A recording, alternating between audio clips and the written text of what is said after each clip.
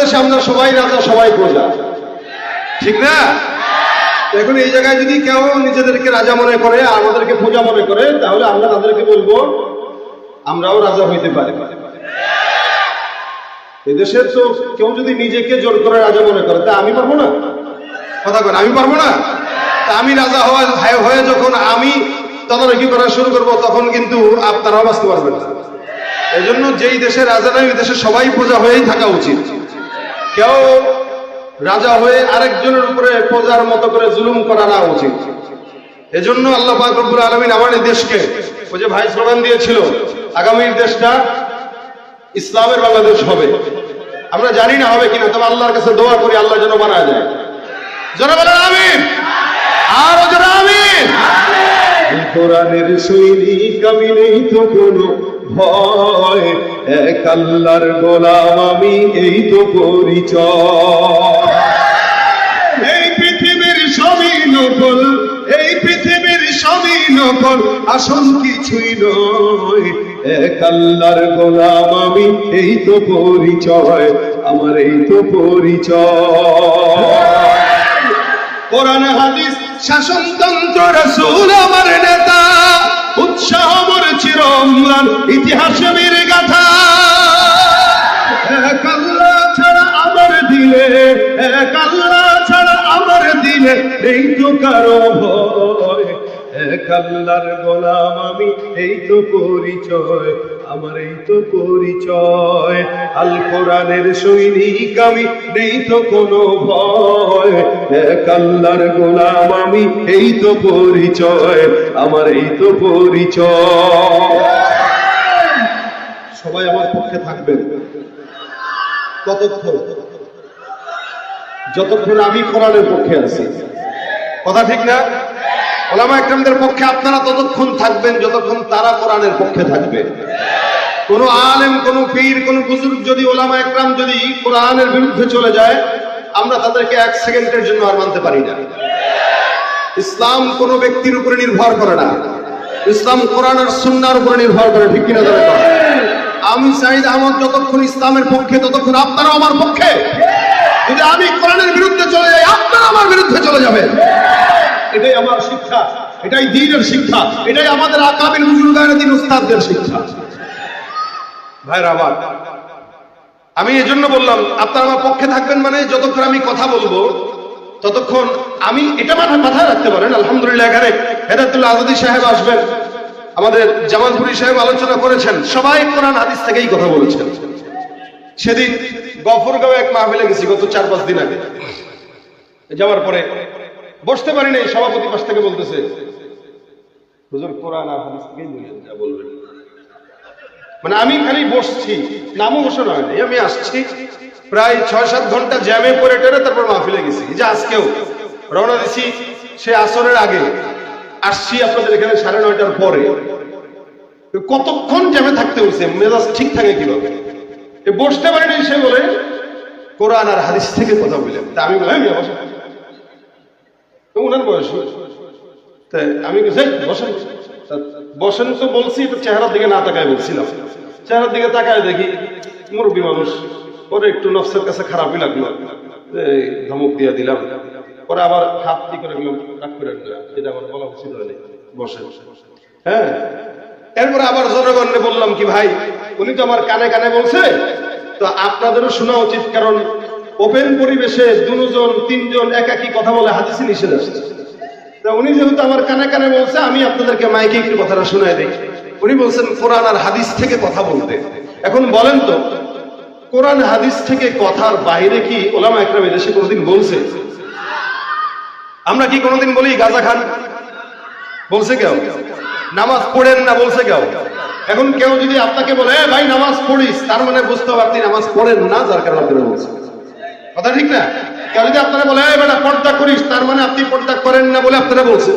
এখন কেউ যদি কোনো আলেমরা বলে হুজুর কোরআন আর হাদিস থেকে কথা বলেন, তার মানে হুজুররা কোরআনের বাইরে দুর্নীতি নিয়ে কথা বলে, আর সুদের পক্ষে কথা বলে, সন্ত্রাসী করার কথা বলে, চাঁদাবাজি করার কথা বলে। এই কথা আমারে বলা মানে এটা না। আমি বললাম, উনি আমার বলতেছে কোরআন হাদিস থেকে কথা বলতে। আলহামদুলিল্লাহ, আমি কোরআন হাদিস থেকে শুরু করতেছি। উনার যদি গায়ে লাগে বুঝতে হবে কোরআন হাদিসের বিরুদ্ধে যাবো। এনে বেচারার মুখ টুক কালো হয়ে গেছে, আর কি কথা বলবো। এবার গত 2 দিন আগে এক জায়গায় বলতেছি, এই পাশ থেকে হুট করে হেদায়েতের কথা শোনা। হেদায়েতের কথা আর কোরআন হাদিসের কথা যদি আমাদের সন্ত্রাস, দুর্নীতিবাজ, ঘুষখোরের কাছ থেকে শোনা লাগে, কিয়ামতের আলামত ছাড়া আর কিছু নয়। ভাই আমরা চাইলেই কিন্তু এই সমস্ত জায়গাগুলোতে যারা আমাদেরকে নতুন করে বাধা দেওয়ার চক্রান্ত করতেছে বা চেষ্টা করে, আমরা যদি একটু খালি চাই, জুতার বাড়ি একটাও তার কপালে পড়বে, মাটিতে পড়বে না। আমরা চাই না যে কোনো জায়গার পরিবেশ নষ্ট হোক, কেউ অপমানিত হোক, কিন্তু এরা বুঝে না। এরা নিজেদের সম্মান কিভাবে বজায় রাখতে এরা বুঝে না।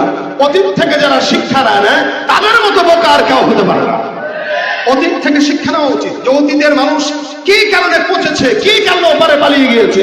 বর্তমানেও যারা রাজনীতি করবে তাদের সবার জন্য একটাই মেসেজ, খবরদার ওলামা একরামকে বাদ দিয়ে, কোরআন সুন্নাহকে বাদ দিয়ে একটা কথা বলবেন না।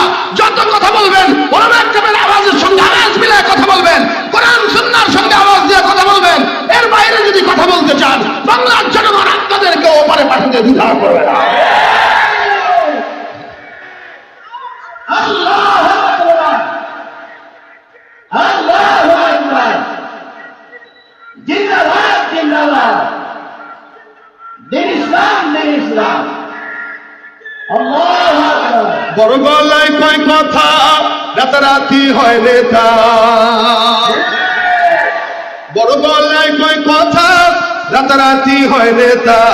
হাকাম কুকাম সব করিয়া গড়ে তারা রাস্তাটা, আসলে সব পেট পূজা আর ভোটটা নেয়ার বাহানা। নেতার গলায় ফুলের মালা পড়ায় যে কত জনে, নেতার প্রশংসা করিয়া আগুন ছড়ায় ময়দানে, স্লোগান দেয় নেতার নামে নিজে হইয়া দিওয়ানা, আসলে সব পেট পূজা আর ভোটটা নেয়ার বাহানা। আমরা বুঝি বাহানা, কেউ যদি টুপি পাল্টায় আমরা বুঝি, কেউ যদি হঠাৎ করে নামাজ ধরে আমরা বুঝি। আপনারা বুঝেন? সারা জীবন নামাজের কোনো খবর নেই, হঠাৎ করে নামাজ ধরা মানুষগুলা বুঝবেন ধর্মকে বিক্রি করে তারাই সবচেয়ে বড় ধর্ম ব্যবসায়ী। আমাদেরকে বলে আমরা ধর্ম ব্যবসায়ী। এই সমাজের সবচেয়ে বড় ধর্ম ব্যবসায়ী তারা, যারা কোরআনকে সুন্নাহকে নিজের স্বার্থের জন্য ব্যবহার করে। আল্লাহ আমাদের বুঝার তৌফিক দান করে। ভাই গোলামি হবে কার? মালিক কয়জন? এই জন্য গলা যদি ভাঙতে হয় একজনের জন্যই ভাঙবো, আওয়াজ যদি দেওয়া লাগে একজনের জন্যই দেব। তিনি কে? আরো ধরে আল্লাহ। আল্লাহ ছাড়া কারো গোলামি করা যাবে? এ কথার স্বীকারোক্তি আদম থেকে মুহাম্মদ পর্যন্ত প্রত্যেকটা নবী রাসূল দিয়েছেন, প্রত্যেকটা নবী রাসূল দিয়েছেন এবং একই কথা বলেছেন, ইয়া আইয়ুহান নাস কুলু লা ইলাহা ইল্লাল্লাহ তুফলিহু। হে মানুষরা, তোমরা এই কথার স্বীকারোক্তি দাও তো সফল হয়ে যাবে। সেটা কি? লা ইলাহা ইল্লাল্লাহ। আমি আপনাদের সামনে যে আয়াতে কারিমার অংশ বিশেষ তেলাওয়াত করেছি, এখানেও আল্লাহ পাক শুরুতে বান্দাকে লা ইলাহা ইল্লাল্লাহর সবক দিয়েছেন। আল্লাহ পাক এই আয়াতটাকে অনেক দামি আয়াত বানিয়েছেন। কোরআনে ফাতিহা থেকে নিয়ে নাস পর্যন্ত যতগুলো সূরা আছে, প্রত্যেকটি সূরার ভিতরে সবচেয়ে দামি সূরা। এই ব্যাপারে রাসূল করিম সাল্লাল্লাহু আলাইহি ওয়াসাল্লাম একবার উবাই ইবনে কাব রাদিয়াল্লাহু তাআলা আনহুকে প্রশ্ন করলেন, হে উবাই ইবনে কাব, তুমি একটু বলো তো কোরআনের সর্বোচ্চ সূরা কোনটি? কোরআনের সবচেয়ে দামি আয়াত কোনটি? হযরত উবাই ইবনে কাব রাদিয়াল্লাহু তাআলা আনহু, স্বাভাবিক কোন সাহাবা একরামদের অবস্থা ছিল, রাসূল প্রশ্ন করতেন তো তারা আল্লাহ আল্লাহ রাসূলের হাওলায় ছেড়ে দিতেন। এটা আল্লাহ আল্লাহ রাসূল ভালো জানে। রাসূল সাল্লাল্লাহু আলাইহি ওয়াসাল্লাম আবারও বললেন, না আমি তো জানি, কিন্তু তোমার ফিকির কি বলে, তোমার ইলম কি বলে, তুমি এটা বলো। কোরআনের সবচেয়ে দামি আয়াত কোনটি তুমি আমাকে বলো। হযরত উবাই ইবনে কাব বললেন, আমার ফিকিরে, আমার ক্ষুদ্র জ্ঞানে কোরআনের সবচেয়ে দামি আয়াত হচ্ছে আয়াতুল কুরসি, অর্থাৎ আল্লাহু লা ইলাহা ইল্লা হুয়াল হাইয়ুল কাইয়্যুম যে আয়াত, এই আয়াতটি কোরআনের সবচেয়ে ফজিলতপূর্ণ দামি আয়াত। সুবহানাল্লাহ। এবং অন্য হাদিসে আসছে কোরআনের সবচাইতে বড় চূড়া হচ্ছে আয়াতুল সূরাতুল বাকারা, আর সূরাতুল বাকারার সবচেয়ে উঁচু চূড়া হচ্ছে আয়াতুল কুরসি। যে আয়াতুল কুরসিতে আল্লাহ পাক শুরুতেই আল্লাহ পাকের উলুহিয়াতের সবক দিয়েছেন, লা ইলাহা ইল্লাহু আল্লাহু লা ইলাহা ইল্লাহু মানে আল্লাহ এমন একজন রব যার সাথে অন্য কোনো শরীক নাই, যিনি ছাড়া অন্য কোনো শিরাহ নাই, তিনি একমাত্র আল্লাহ। আর এই সবকটা আল্লাহ পাক গোটা উম্মতকে দিয়েছেন। এই জন্য ইসলামের মূল ভিত্তির পাঁচটির মধ্যে সর্বপ্রথম হচ্ছে লা ইলাহা, বুনিয়াল ইসলাম আলা খামসিন শাহাদাতি আল্লা ইলাহা ইল্লাল্লাহ। সর্বপ্রথম এই লা ইলাহা ইল্লাল্লাহর সবক আল্লাহ রাসূল দিয়েছেন, আল্লাহ পাক দিয়েছেন। এজন্য আয়াতুল কুরসির ভিতরে আল্লাহ পাক তার সবক দিলেন, ইলাহিয়াতের সবক দিলেন, উলুহিয়াতের সবক দিলেন, যাতে করে বান্দা এখান থেকে ফায়দা হাসিল করে। এটা এত দামি একটা আয়াত। আপনাদের সামনে এই আয়াতের অনুগুলো দুই চারটা কথা বলবো, কারণ আমরা অনেকেই আয়াতুল কুরসি পারি, আবার অনেকে পারি না। যারা পারি তারা ফজিলত জানি না। আজকে এমন একটা কথা, এমন একটা আলোচনা আপনাদেরকে দিব, যে আলোচনার দ্বারা যেন আয়াতুল কুরসি যে পারি, এটার দ্বারা যেন আমাদের ফায়দা হয়, এবং এই আয়াতুল কুরসির মাধ্যমে যেন আমরা আল্লাহ পাকের জান্নাত পর্যন্ত চলে যেতে পারি। আল্লাহ কবুল করুন, বলেন আমিন। জান্নাতে যেতে চান তো সবাই, আমিও চাই, আপনারাও চান, আল্লাহ কবুল করুক, আমিন। সবাই যেহেতু চাই, রাস্তা অনেকগুলো আছে। যেমন জান্নাতে যাওয়ার হাজারো পথ আছে। আপনাদের এই এলাকায় ময়মনসিংহে আসতে গেলে অনেকগুলো রাস্তা। ঢাকা থেকে কেউ চাইলে সাভার দিয়ে, মধুপুর দিয়ে, মুক্তাগাছা দিয়ে এলাকায় আসা যায়। আবার আমি আসছি ত্রিশাল দিয়ে, সেটাও আসা যায়। কেউ চাইলে কিশোরগঞ্জ দিয়ে, ময়মনসিংহ দিয়ে তারপরেও আসতে পারে। আবার অন্য জায়গা থেকে যারা আসবে, অর্থাৎ গোটা বাংলাদেশ থেকে ময়মনসিংহে আসার রাস্তা চতুর্দিক থেকে আসছে, হাজারো পথ।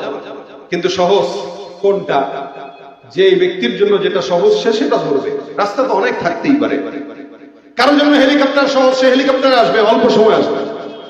কেউ গাড়িতে আসবে, অল্প সময় আসবে। কেউ আরো অল্প সময় আসতে চায়, ট্রেন দিয়ে আসবে, আরো সহজে আসবে। অর্থাৎ জান্নাতে যাওয়ার হাজারো রাস্তা আছে, ময়মনসিংহে আসার হাজারো রাস্তা আছে, কিন্তু যেই চালাক সে সবচেয়ে আসান তরিকাটাই ফলো করে। আল্লাহ রাসূল সাল্লাল্লাহু আলাইহি ওয়াসাল্লাম বলেন, তোমরাও যদি জান্নাত পেতে চাও, তাহলে জান্নাতে যাওয়ার সহজ একটা রাস্তা আছে। রাসূল করিম সাল্লাল্লাহু আলাইহি ওয়াসাল্লাম এই রাস্তাটা বর্ণনা করেছেন। কি? আল্লাহ নবী বলেন, কোন ব্যক্তি যদি আয়াতুল কুরসিকে পাঠ করে, অর্থাৎ 5 ওয়াক্ত নামাজের পরে কেউ যদি একবার করে আয়াতুল কুরসি পাঠ করে, রাসূল বলেন ওই ব্যক্তির জন্য কি হয়? বলে এই যে দুনিয়া, এই যে জমিন, এই যে আসমান, মাঝখানে একটা পর্দা আছে। আল্লাহ রাসূল সাল্লাল্লাহু আলাইহি ওয়াসাল্লাম বলেন, ওই লোকটা জমিন থেকে এই যে জান্নাতে যাওয়ার জন্য মাঝখানে যে মৌতের পর্দাটা আছে, এই মৌতের পর্দা ছাড়া তাকে জান্নাতে যেতে আর কেউ বাধা দিতে পারবে না। অর্থাৎ মরবে, পর্দা ছিঁড়বে, সোজা আল্লাহর জান্নাতে ঢুকবে। এই জন্য আল্লাহ নবী বলেন, মান ক্বারা আয়াতুল কুরসি ফি দুবুরি কুল্লি সালাতিন মাকতুবা লাম ইয়ামনাহু মিন দুখুলিল জান্নাতি ইল্লা আইয়ামুত। আমার আল্লাহ পাক রব্বুল আলামিনের হাবিব বলেন, কোন ইমানদার বান্দা যদি 5 ওয়াক্ত নামাজের পর আয়াতুল কুরসিটা পাঠ করে, আল্লাহ পাক রব্বুল আলামিন ওই বান্দাকে মওত ছাড়া কোনো কিছু তাকে জান্নাতে যাওয়ার জন্য বাধা দিতে পারে না। অর্থাৎ বান্দা ফজরের নামাজের পর, যোহরের নামাজের পর, আসরের নামাজের পর, মাগরিব এশার পর একবার করে 5 বার কোন ইমানদার যদি এই আয়াতুল কুরসিটা পাঠ করে, আল্লাহর নবী বলেন ওই ব্যক্তিটা মরতে দেরি, সোজা আল্লাহর জান্নাতে যেতে দেরি হবে না। এটা এমন একটা গুরুত্বপূর্ণ ফজিলতপূর্ণ আমল। আল্লাহ পাক শিখায় দিলেন, আল্লাহু লা ইলাহা ইল্লাহু, আল্লাহ তিনি এমন একজন রব, যে কুদরতুল রব, যার সঙ্গে অন্য কোনো ইলাহ নাই, যার সঙ্গে অন্য কোনো শরীক নাই। আল্লাহ পাক রব্বুল আলামিন ছাড়া অন্য কোনো মালিকও নাই। দুনিয়াতে যদি মালিক একাধিক থাকতো তাহলে পেছ থেকে যেত। যেমন বর্তমান সময়ে বাংলাদেশের হালত, এই বাংলাদেশে এখন নেতা যেমন বেশি, যার কারণে পেছ লেগে আছে বেশি। রব বেশি থাকলে কি লাগবে? আল্লাহ পাক রব্বুল আলামিন বলেন, লাউ কানা ফীহিমা আলিহা, লাউ কানা ফীহিমা আলিহাতুন ইল্লাল্লাহু লাফাসাদাতা। জমিন আর আসমানের ভিতরে যদি আল্লাহ পাক রব্বুল আলামিন একাধিক হইতো, আল্লাহ পাক রব্বুল আলামিন বলেন এই আসমান আর জমিন ধ্বংস হয়ে যেত, এগুলো টিকে থাকতে পারত না। কেন? আপনার সঙ্গে আমার সঙ্গে যেমন সম্পর্ক ভালো থাকে, অর্থাৎ এলাকার কোন নেতার সঙ্গে যদি কারো সম্পর্ক ভালো থাকে, দেখবেন ওই নেতার সম্পর্ক ভালো থাকার কারণে তার সমস্ত কাজ নেতাই করে দেয়, আর যার সঙ্গে সম্পর্ক ভালো নাই সে করে দিতে চায় না। একই ভাবে যদি কোনো আসমান আর জমিনের ভিতরে মালিক যদি হইতো দুইটা, আল্লাহ পাক রব্বুল আলামিন যদি হইতেন দুইটা, আমার সঙ্গে একজন আল্লাহর সম্পর্ক ভালো থাকতো, আরেকজনের সম্পর্ক খারাপ থাকতো। আমি যদি চাইতাম আল্লাহ আমাকে একটু টাকা দাও, আমাকে একটু গাড়ি দাও, বাড়ি দাও, এক আল্লাহ কইতো তুই আমার পাগল যার কারণে আমি তোরে দিব, আরেকজন আল্লাহ কইতো না না এটা দেওয়া যাবে না কারণ এটার সাথে সম্পর্ক ভালো নাই। একজন চাইতো আল্লাহ বৃষ্টি দাও, এক আল্লাহ কোথায় বৃষ্টি দেয়, আরেক আল্লাহ কোথায় না না এলাকা বৃষ্টি দেওয়া যাবে না। কেন? বলে ওর সাথে আমার সম্পর্ক ভালো। অর্থাৎ রব যদি দুইটা হইতেন তাহলে দুনিয়া ধ্বংসই হয়ে যেত, টিকতই না। নেতা যেমন বেশি হইলে মানুষ কারে মানবে কারে ধুবে এটা নিয়ে পেরেশান। আল্লাহ যদি ডাবল হইতো বান্দা কাকে ধুয়ে কারে ইবাদত করতো। এই কারণে আল্লাহ পাক বলেন ইন্নাশ শিরকা লাযুলমুন আযীম। এই জমিনের ভিতরে আল্লাহর সঙ্গে অন্য কাউরে শরীক করা এটা অত্যন্ত সবচাইতে বড় জুলুম, ঠিক কিনা? ভাইরা আমার খুব বুঝবেন, আল্লাহ পাক রব্বুল আলামিন এই কারণে উলুহিয়াতের সবক দিয়ে দিলেন। জায়গায় জায়গায় আল্লাহ পাক এক আল্লাহর সবক দিয়ে দেন, কুল হুয়াল্লাহু আহাদ আল্লাহুস সামাদ। আল্লাহকে যে একজন হিসেবে মানি, আমরাও যেমন মানি, ইহুদি নাসারাও মানে, আল্লাহকে মানে, তারাও বিশ্বাস করে আল্লাহ একজন আছে। কিন্তু আপনার আমার বিশ্বাস আর তাদের বিশ্বাসের ভিতরে আসমান আর জমিন ফারাক। আমরাও মানে আল্লাহ আছে, তারাও মানে আল্লাহ আছে। আমরা মানে আল্লাহ আমাদেরকে বানাইছে, তারাও মানে আল্লাহ তাদেরকে বানাইছে। এই কারণে আল্লাহ পাক রব্বুল আলামিন বলেন ওয়াকালাতিল ইয়াহুদু উযাইরুন ইবনুল্লাহ। আল্লাহ পাক অন্য আয়াতের ভিতরে বলেন ওয়ালা ইন সাআলতাহুম মান খালাকাস সামাওয়াতি ওয়াল আরদা লা ইয়াকুলুনাল্লাহ। ইহুদি নাসারাকে যদি প্রশ্ন করা হয়, বলো আসমান আর জমিন বানাইলো কে, তোমাদেরকেও বানাইলো কে, এক কথায় তারা জবাব দেয় এই সব কিছু বানাইছেন আল্লাহ। ওয়ালা ইন সাআলতাহুম মান খালাকাহুম লা ইয়াকুলুনাল্লাহ। তাদেরকে যদি প্রশ্ন করা হয় তাদেরকে সৃষ্টি করেছেন কে, তারা বলে আল্লাহ। তাদেরকে যদি বলা হয় আসমান জমিন বানাইছে কে, তারা বলে আল্লাহ। আল্লাহ পাক বলেন তারা আল্লাহ যে বানাইছে এটা স্বীকার করে, কিন্তু পার্থক্য কোন জায়গায়? আল্লাহকেও মানে আবার আরেকজনকেও শরীক করে, আল্লাহকেও মানে আবার গাছের পূজা করে, আল্লাহকেও মানে চন্দ্রের পূজা করে, আল্লাহকেও মানে সূর্যের পূজা করে, পাথর দিয়ে মূর্তি বানায় তারপরে পূজা করে। যার কারণে আল্লাহ পাক রব্বুল আলামিন বলেন ওয়াকালাতিল ইয়াহুদু উযাইরুন ইবনুল্লাহ ওয়াকালাতিন নাসারাল মাসীহু ইবনুল্লাহ। আবার আল্লাহ পাক রব্বুল আলামিন বলেন ইহুদিরা আল্লাহকে মানে আবার আল্লাহর সঙ্গে আরেকজনকে শরীক করে। যার কারণে ইহুদিরা বলে ওয়াকালাতিল ইয়াহুদু উযাইরুন ইবনুল্লাহ। হযরত উযাইর নামে একজন পয়গম্বর ছিল। আল্লাহ পাক রব্বুল আলামিন উযাইরকে নবী হিসেবে জমিনের মধ্যে প্রেরণ করেছেন। ইহুদিরা বলে হযরত উযাইর হলো আল্লাহর সন্তান, নাউযুবিল্লাহ। নাসারারা আরেকদিকে ডাক দিয়া বলে ওয়াকালাতিন নাসারা মাসীহু ইবনুল্লাহ। আল্লাহ পাক রব্বুল আলামিন বলেন নাসারা যারা আছে, খ্রিস্টান যারা আছে, তারা বলে ঈসা হলো আল্লাহর সন্তান, নাউযুবিল্লাহ। একদল বলে উযাইর হলো আল্লাহর সন্তান, আরেক দল বলে নাসারা বলে ঈসা হলো আল্লাহর সন্তান। আর আল্লাহ পাক আপনাকে আমাকে মুমিন হিসেবে পাঠাইলেন। আল্লাহ আমাদেরকে শিখায় দিলেন কুল হুয়াল্লাহু আহাদ আল্লাহুস সামাদ লাম ইয়ালিদ ওয়া লাম ইউলাদ ওয়া লাম ইয়াকুল লাহু কুফুয়ান আহাদ। আমরা বলি মওত পর্যন্ত আল্লাহকেই মানবো, আল্লাহর কোনো সন্তানও নাই, তিনি কারো থেকে জন্ম নেয় নাই। আল্লাহকে মানতে যায় 1000 বার শাহাদাত বরণ করতে হলেও সেটার জন্য আমরা রাজি আছি না। এই জন্য আল্লাহ পাক শিখায় দিলেন আল্লাহু লা ইলাহা ইল্লাহু, এমন একজন মালিকের ইবাদত করো যেই আল্লাহ পাক রব্বুল আলামিন একক। তার প্রশংসা করো যিনি একক, তার সঙ্গে অন্য কেউ নাই। আল্লাহ পাক রব্বুল আলামিন তারপরে বলেন আল হাইয়ুল কাইয়্যুম। রব এমন একজন হওয়া উচিত যিনি চিরঞ্জীব, চিরশক্তিশালী, যে কোনোদিন শেষ হয় না, যার কোনোদিন পাওয়ার যায় না। গত 16 বছর যাদের পাওয়ার ছিল আজকে তাদেরকে কেউ সেফ দিয়েও গোনা দেখে না। এখন যাদের পাওয়ার নাই, এবার সামনে যাদের পাওয়ার আসবে এরাও যদি আবার এলোমেলো করে তাদেরকেও সেফ দিয়ে গুনবে না। মাথায় রেখে আজ ক্ষমতা আছে কালকে নাই, আবার পরের দিন আছে তার পরের দিন নাই। কিন্তু রব এমন একজন মালিক যিনি আগেও যেমন ছিল এখনো তেমন আছে না নাই? ভাইরা আমার, আল্লাহ পাক রব্বুল আলামিন এমন একজন মালিক যিনি আগেও তেমন ছিলেন, এখনো আছে, ভবিষ্যতেও থাকবে, কিয়ামত পর্যন্ত থাকবে। আল হাইয়ুল কাইয়্যুম। এই যে এমন একটা নাম আল্লাহ পাক রব্বুল আলামিন আয়াতুল কুরসির মধ্যে দিয়েছে। হাদিস শরীফে পয়গম্বর সাল্লাল্লাহু আলাইহি ওয়াসাল্লাম বলেন, কোন ঈমানদার মুমিন বান্দা যদি হাইয়ুল কাইয়ুম নাম দিয়ে আল্লাহর কাছে চায়, আমার আল্লাহ ওই বান্দার সব মনের চাওয়া পূরণ করে দেয়। এমন দামি দুইটা নাম। রাসূল সাল্লাল্লাহু আলাইহি ওয়াসাল্লাম বদরের যুদ্ধে গেলেন, সাহাবা একরাম 313 জন সাহাবী। আল্লাহর নবী যুদ্ধের প্রস্তুতি নয়, সাহাবা একরাম যুদ্ধের প্রস্তুতি নাই। কাফের বেঈমানরা যুদ্ধের প্রস্তুতি নিয়ে 1000-এর মতো কাফের মক্কার জমিন থেকে বদরের ময়দানে রওনা হয়ে গেছে যুদ্ধের জন্য। রাসূল সাল্লাল্লাহু আলাইহি ওয়াসাল্লাম একজনকে প্রশ্ন করেছিল, বদরের যুদ্ধে কাফের তোমাদের জন্য প্রতিদিন কতগুলো করে উট জবাই হতো? ইহুদি বলেছিল 9টা। প্রথম দিন 9টা হয়েছে, দ্বিতীয় দিন 10টা হয়েছে। রাসূল বলেন, তার মানে বদরের যুদ্ধে সাহাবা কাফেরদের সংখ্যা ছিল 900 থেকে 1000। এ মুসলমান, এতগুলো কাফের বেঈমান, 1000 কাফেরের বিপরীতে সাহাবা বাহিনীর সংখ্যা মাত্র 313। তবুও রমজান মাস রোজা রাখার হালত। এমন একটা সময় সাহাবা একরামটা পেরেশান হয়ে গেল। যুদ্ধের ময়দানে এত বিশাল বড় জামাতের বিরুদ্ধে কেমনে যুদ্ধ করবে? আল্লাহর নবী সাল্লাল্লাহু আলাইহি ওয়াসাল্লাম তাবুর মধ্যে সিজদায় পড়ে যান। আলী রাদিয়াল্লাহু তাআলা আনহু বলেন, আমি আমার পয়গম্বরের তাবুর ভিতরে যখন গেলাম, আমি তাকায় দেখি আমার পয়গম্বর সিজদায় পড়ে পড়ে দুইটা শব্দ দিয়া আমার মাওলার কাছে ডাক দিয়া বলে, আল্লাহর কাছে আল্লাহর পয়গম্বর দুইটা শব্দ নিয়ে ডাক দিয়া বলেন, ইয়া হাইয়ু ইয়া কাইয়ুম।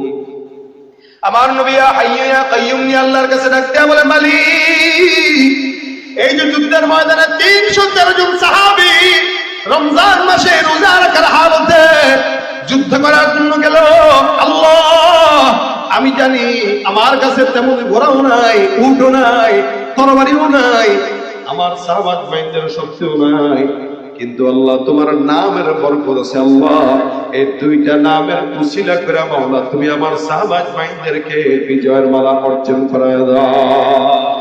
যারা বলেন সুবহানাল্লাহ ওয়া বিহামদিহি। নবী চাইলেন কয় নাম দিয়া? 2 নাম। আল্লাহ নবী ডাক দিয়া বলে, ইয়া হাইয়ু ইয়া কাইয়ুম, ইয়া হাইয়ু ইয়া কাইয়ুম, ইয়া হাইয়ু ইয়া কাইয়ুম। নবী বলেন, সন্তান হয় না, এই দোয়া পড়ো, সন্তান হয় না, আল্লাহর কাছে এই 2টা নাম দিয়ে ডাকো। দুনিয়ার জমিনে ব্যবসা হয় না, 2টা নাম দিয়ে ডাকো। বিপদে পড়েছো, 2টা নাম দিয়ে ডাকো। যত কিছু দরকার 2টা নাম দিয়ে ডাকো। এই 2টা নামের উসিলায় চাইলে আমার আল্লাহ বান্দাকে দিতে বাধ্য হয়ে যায়। আল্লাহ নবী বারবার চায়। আলী বলেন, আমি একবার যুদ্ধের ময়দানে যাই, আবার যখন আসলাম তাকায় দেখি আমার নবী জিহাদ যুদ্ধের ময়দানে সিজদা দিয়ে আল্লাহর কাছে বারবার এই 2টা নাম দিয়া চায়। একবার, 2বার, 3বার। আমি আল্লাহর নবীর কাছে যতবার আসলাম ততবার দেখলাম পয়গম্বর সিজদায় পড়ে ইয়া হাইয়ু ইয়া কাইয়ুম বলে চায়। আল্লাহর কসম করে বলছে, আমি যখন তারপরে আবার ময়দানে চলে গেলাম, আমি আমার ময়দানে আবার যুদ্ধের ময়দানে লড়াইয়ের জন্য তৈয়ার হয়ে রওনা দিয়ে দিলাম। আল্লাহর কসম আমি তাকায় দেখলাম যুদ্ধের ময়দানে আমরা সাহাবা একরাম লড়াই করতেছি। আমি হঠাৎ করে তাকায় দেখলাম ডানে বামে আর সামনে পিছনে কেমন যেন আসমান থেকে নাজিলকৃত সাহাবা একরামের পাশে আল্লাহর রহমতের ফেরেশতারা সাদা পোশাকে যুদ্ধ করা শুরু করে দিয়েছে। আল্লাহ পাক রব্বুল আলামিন বলেন, লাকাদ নাসারাকুমুল্লাহু বিবাদরি ওয়া আনতুম আযিল্লা। এ সাহাবা একরামের দল, এ পয়গম্বর, আপনার সাহাবা আজমাইন ছিল দুর্বল। আমি আল্লাহ নিজে সাহাবা একরামের সঙ্গে আমার ফেরেশতাদেরকে নিয়ে যুদ্ধের ময়দানে অংশগ্রহণ করেছি। ভাইরা আমার, এই কারণে মনে রাখবেন, ঈমানের পাওয়ার যদি কারো থাকে, জমিনের কোনো মানুষের সামনে সে মাথা নত করে না, ঠিক কিনা? ঈমানের পাওয়ার যার আছে সে কোন দুনিয়ার বান্দাদের কাছে মাথা নত করতে পারে? ঈমানের পাওয়ার থাকলে 2 টাকার নেতার কাছে বিক্রি হইতে পারে না। মনে রাখবেন, আমাদের দেশের মানুষের হালত হলো এরকম, এরা বাজারের পণ্য হয়ে নির্বাচনের আগে 100 টাকার বিনিময়ে বিক্রি হয়ে যায়। ওজনে বলছিল কোন একটা কথা, আমি আস্তে আস্তে শুনতেছিলাম, কোরবানির গরুর দাম কত টাকা হয়? 1 লক্ষ টাকা হয়। একটা গরু জবাই দিতে গেলেও 1 লক্ষ টাকা লাগে। একটা গরু কোরবানি দিতে গেলেও কি লাগে? 1 লাখ টাকা লাগে। একটা ছাগল বাদ দিলাম, গরু বাদ দিলাম, ছাগল, একটা ছাগল কয় টাকা দিয়ে কিনা যায় বলে? 10,000-ও পাওয়া যায়। এখন গেলে 10,000-এ পাবে, কিন্তু কোরবানির সময় 10,000-এ পাওয়া যায় না, 20,000 লাগে। একটা ছাগল নেও তো মানুষ 10-20 হাজার টাকা দিয়ে কিনে, কিন্তু নির্বাচনের সময় নেতা কর্মীরা তার কর্মীরা 100 টাকা দিয়ে কিনে। কথা কয় না কিরে ভাই, তুই ছাগলের চাইতেও তোর দাম কম রে। অথচ আল্লাহ পাক আশরাফুল মাখলুকাত বানাইলো, তাও এই ছাগলের ঘরের ছাগলে 100 টাকা তো না, তাও ছিড়ানো, ও যে চালাইতেও পারে না, ভিক্ষুককে ভিক্ষা দেওয়া লাগে। কথা বলেন ঠিক কিনা? এই জন্য ভাইরা আমার, যারা আমাদেরকে বিশাল টোপ ফেলে তারা আমাদের বন্ধু না, তারা আমাদের শত্রু, ঠিক কিনা? কেউ দিল না সবাই নিল, আমরা যে কলুর বলদ, সারা বছর নেয় না খবর, নির্বাচনে খুব দরদ। কেউ দিল না সবাই নিল, আমরা যে কলুর বলদ, সারা বছর নেয় না খবর, নির্বাচনে খুব দরদ। নির্বাচনের আগে নেতা ধরে কত রকম বেশ, নির্বাচনের আগে নেতা ধরে কত রকম বেশ, দেখতে দেখতে কোনায় গেল আমার সোনার বাংলাদেশ। আমার সাথে দেখতে দেখতে কোনায় গেল, একে একে শেষ করেছি, সবার দেখা হইল শেষ, দেখতে দেখতে গোল্লায় গেল আমার সোনার বাংলাদেশ, দেখতে দেখতে গোল্লায় গেল আমার সোনার বাংলাদেশ, ঠিক কিনা? মুসলমানের দেশটা মোদের আছে খাতা কলমে, দোষের দোষী যে বাজারে শাস্তি পায় যে আলেমে। ওরা ইসলাম বেচেই ক্ষমতাটা পাকাপোক্ত করে বেশ, ইসলাম বেচেই ক্ষমতাটা পাকাপোক্ত করে বেশ, দেখতে দেখতে গুনায় গেল,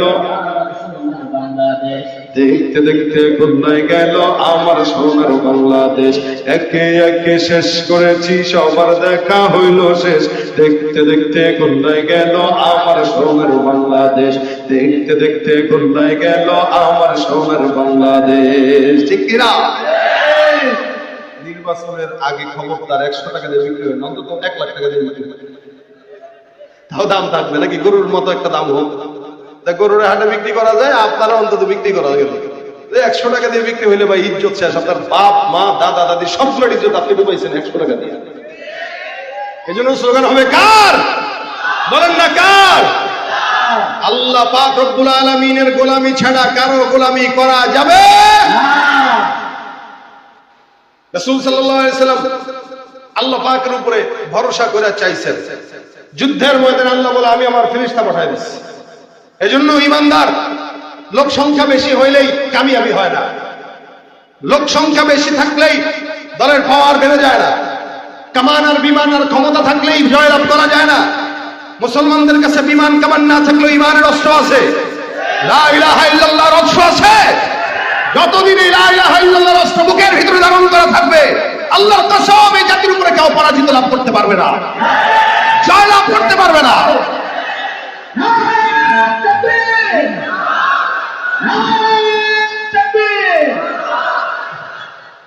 আল্লাহ পাক রব্বুল আলামিন শিখাই দিলেন, বান্দা বেশি বেশি আল্লাহ পাক রব্বুল আলামিনকে ডাকো আর দোয়া করো। রাসূল বলেন এই দোয়া যদি কেউ করে, যে দুইটা নাম এই আয়াতের মধ্যে আছে, যার কারণে আয়াতের দাম আল্লাহ পাক রব্বুল আলামিন বাড়ায় দিলেন। এমন একজন কুদরতুল রব, যিনি হাইয়ুন, যিনি কাইয়ুম। আর কি গুণ? আল্লাহ পাক রব্বুল আলামিন বলেন লা তাখুযুহু সিনাতুন ওয়ালা নাওম, যার ঘুম তো দূরের কথা তন্দ্রাও কোনোদিন হয় না।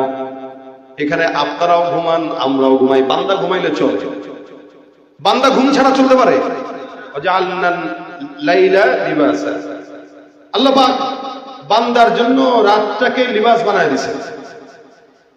রাতে বান্দা ঘুমাবে, এটাই বান্দার কাজ। এজন্য যত বড় নেতা হোক, রাত 2টা-3টার দিকে যদি কেউ তার নেতার যায় ডাকে, নেতা শুনবে না, এটাই স্বাভাবিক, ওটা ঘুমের সময়। কিন্তু আল্লাহ পাক শুনে কিনা? কথা কয় না, শুনে কিনা? আল্লাহ পাক শুনে। শুধু তাই না, আল্লাহর যদি ঘুম দরকার হইতো ভাই, সোজা কথায় বুঝেন, মনে করেন আমাদের ঘুম দরকার হয়, সুলাইমান জামালপুরী সাহেব সারা দেশে ওয়াজ করেন, আজাদি সাহেব সারা দেশে ওয়াজ করেন, আমরা মোটামুটি একটু একটু করে করি, যতটুকুই করি, রাতের বেলা আমাদের ঘুম নসিব হয় না, কপাল খারাপ।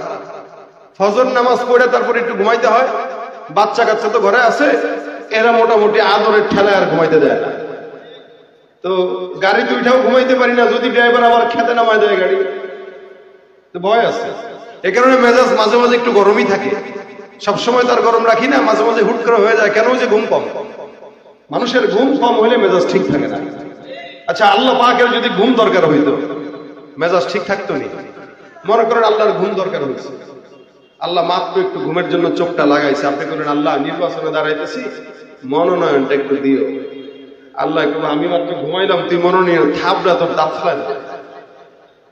আরেকজনের দিক দিয়ে গেলে আল্লাহ ব্যবসাটা মাত্র দিলাম, একটু বরকত দিও। আল্লাহ গায়ে জোড়া ঘুমাইতে দে। তা আল্লাহর যদি ঘুম দরকার হইতো আর ঘুমটা যদি পরিপূর্ণ না হইতো, ভাই আমাদেরকে যে কি করতো বিদায়, এটা আল্লাহ ছাড়া কেউ জানে না। কারণ ওই যে মেজাজ গরম থাকতো না ঘুম হইলে। এই জন্য আল্লাহ পাক রব্বুল আলামিন এমন রব যার ঘুম দরকার হয় না, আর যদি দরকার হইতো তাহলে আমরা কেউ বাঁচতে পারতাম না। মাওলা ঘুম ছাড়া, লা তাখুযুহু সিনাতু ওয়ালা নাওম, ঘুম তো দূরের কথা, তন্দ্রাও যায় না। তন্দ্রা যাওয়াটা লজ্জা। এই জন্য মানুষ তন্দ্রা গেলে কেউ স্বীকার করে না, তুই ঘুমাসনি? না না না, এমনি চোখ বন্ধ করছি। তা ঘুম যেরকম একটা ভালো জিনিস, কিন্তু তন্দ্রাটা মানুষ ভালোভাবে দেখে না। এই কারণে আল্লাহ পাক বলেন রব এমন একজন যিনি ঘুম তো দূরের কথা, তন্দ্রাও অঙ্গানিও নাই। আল্লাহ পাক রব্বুল আলামিন এই আয়াতটাকে দাবি বানিয়েছেন বিশাল আয়াত। সবকিছু আমি বলছি না, তবে এতটুকু বলি, নবী বলেন এই আয়াতটার দাম এই কারণেই। এখন কেউ যদি এটা 5 ওয়াক্ত নামাজের পরে পড়ে, আল্লাহ রাসূল সাল্লাল্লাহু আলাইহি ওয়াসাল্লাম বলতেছেন আল্লাহ পাক তাকে সোজা সোজি জান্নাত পর্যন্ত নিয়ে যাবে, সোজা, যেটার মাঝখানে কোনো বাধা থাকবে না। শুধু তাই নয়, হাদিস শরীফে পয়গম্বর বলেন কেউ যদি আয়াতুল কুরসি পাঠ করে জিন্নাতের ওয়াসওয়াসা থেকে আল্লাহ হেফাজত করবে, শয়তানের অনিষ্টতা থেকে আল্লাহ হেফাজত করবে। সুবহানাল্লাহ। ভাই শয়তান আসেনি, ধরেনি, জিন্নাত আসেনি। ভাই জিন্নাত কিন্তু ক্ষতি করে, শয়তান কিন্তু আপনার সম্পদের বরকত নষ্ট করবে। অনেক সময় টাকা রাখছেন, দেখবেন টাকা হারায় গেছে, ঘরের ভিতরে কে নিচ্ছে? কেউ নাই, কিন্তু এরপরেও নাই, ও নিয়ে যায়, বরকত নষ্ট করে। এই কারণে নবী বলেন কেউ যদি আয়াতুল কুরসি পাঠ করে ওই ঘরে বরকত দেয় কে? কথা বলেন না, কে দেয়? কেউ যদি আয়াতুল কুরসি বারবার বেশি বেশি পাঠ করে শয়তানের ওয়াসওয়াসা, জিন্নাতের ওয়াসওয়াসা থেকে হেফাজত করেন কে? উবাই ইবনে কাব রাদিয়াল্লাহু তাআলা আনহুর একটা ছোট্ট ঘটনা বলে আমি আপনাদের থেকে, আলহামদুলিল্লাহ আমাদের প্রধান বক্তা সম্ভবত চলে আসছে, একটা তাকবীর দিয়ে দেন, লিল্লাহে তাকবীর, নারায়ে তাকবীর। চেয়ারম্যান সাহেবের আগমন, বাকিটা স্টেজে আসো। হেলালুল্লাহ খান সাহেবের আগমন নুরুল আরিফ মাদ্রাসার পক্ষ থেকে, নুরুল আরিফ মাদ্রাসার পক্ষ থেকে নারায়ে তাকবীর। আলহামদুলিল্লাহ। খুশি নি আপনারা? কথা কয় না, খুশি? খুশি থাকলে শেষ পর্যন্ত থাকবেন কারা কারা? আল্লাহু আকবার। আল্লাহ কবুল করুন, বলেন আমিন। চেয়ারম্যান সাহেব আজকে ওয়াজ শোনাবেন। আজীবন নেতা দেখছেন, দাড়ি নাই, টুপি নাই, ঘুষখোর, সুদখোর, জেনাকারী, সন্ত্রাসী। আজকে দেখবেন আল্লাহওয়ালা। কথা বলে না কেন? ঠিক না? দেশ যদি আলহামদুলিল্লাহ এই সমস্ত দাড়ি আর টুপিওয়ালাদের কাছে যায়, নিরাপদ না অনিরাপদ? বলেন না, নিরাপদ না অনিরাপদ? দেশ যদি ওলামা একরামদের কাছে থাকে, নিরাপদ না অনিরাপদ? আমরা ওলামা একরামদেরকে এই দেশের ক্ষমতায় দেখতে চাই কিনা বলেন তো? এখন বলেন, এটা কি রাজনীতির কথা না ইসলামের কথা? ইসলামের কথা। আল্লাহ আমাদেরকে বুঝার তৌফিক দান করুন, বলেন আমিন। আলহামদুলিল্লাহ।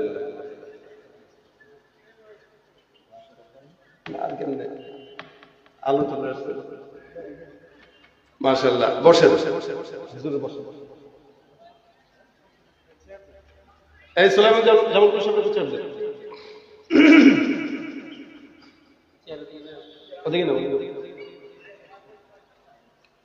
দেখেন ভাই, দিল শান্তি হয়েছে, দুইজন একসাথে আছি, জামালপুরি সাহেব আছেন, কি ঠিক না? আর তো কোনো সন্দেহ নাই, গত বছর মিস করলে ওই বছর কেউ মিস করি নাই, নাকি? ঠিক না?